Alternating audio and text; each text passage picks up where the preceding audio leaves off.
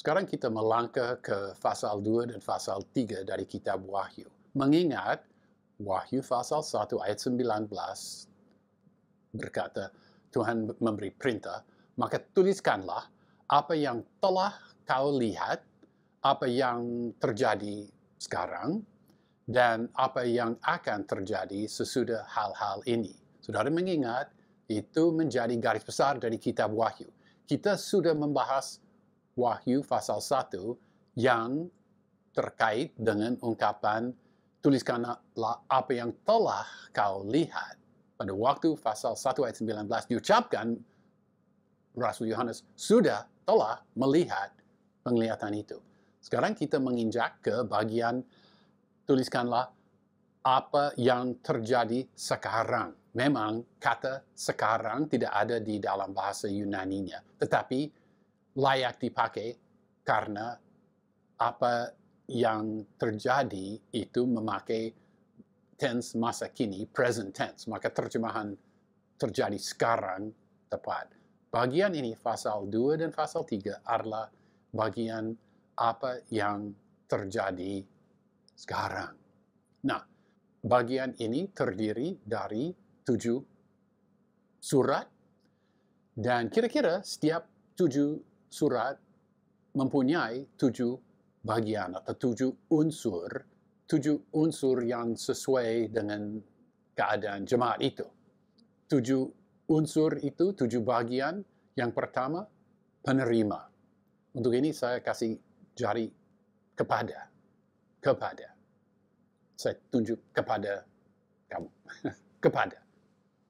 Bagian kedua adalah bagian yang dari Tuhan Yesus, tapi tidak ditulis dari Tuhan Yesus. Dikatakan dari, dengan ini jombol ke belakang, dari lalu sesuatu mengenai Tuhan Yesus yang dipetik dari penglihatan pasal 1. Kemudian bagian ketiga, jemaat dipuji. Ya, jemaat dipuji. Bagus. Kemudian sebaliknya, jemaat dikritik atau dicela. Jika ada celaan, harus ada bagian yang berikut, perintah. Dan jika ada perintah, ada akibat negatif. Jikalau kamu tidak melakukan, ada ancaman. Ya. Dan jikalau kamu menuruti, ada janji. 7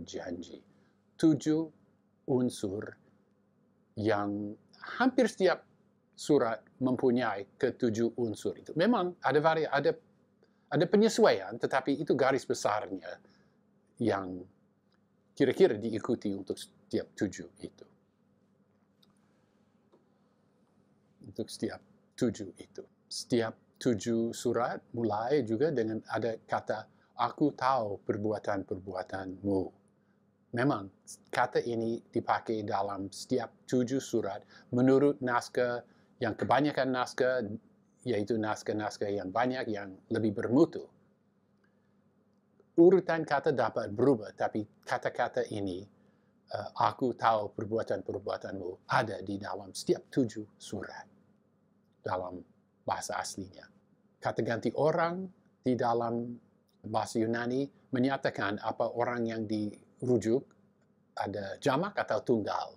Dan kebanyakan, tidak semua, tapi kebanyakan kata kamu di dalam pasal 2 dan pasal 3 adalah tunggal. Ya.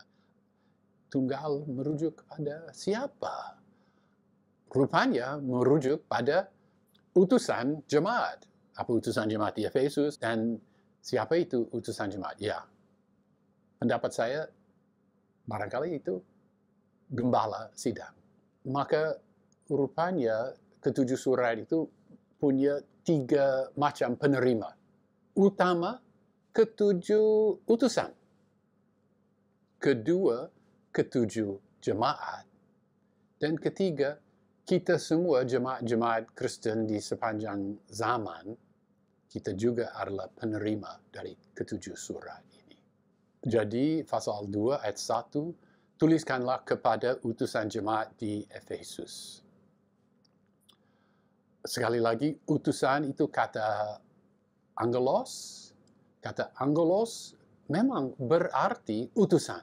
Apa utusan itu utusan surgawi atau utusan manusia harus ditentukan dari konteks.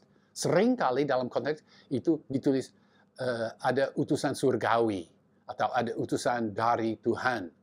Tetapi dalam konteks ini tidak ada penjelasan, hanya utusan jemaat di Efesus. Saya rasa paling kuat ini dipahami utusan manusia dan kemungkinan besar itu gembala sidang.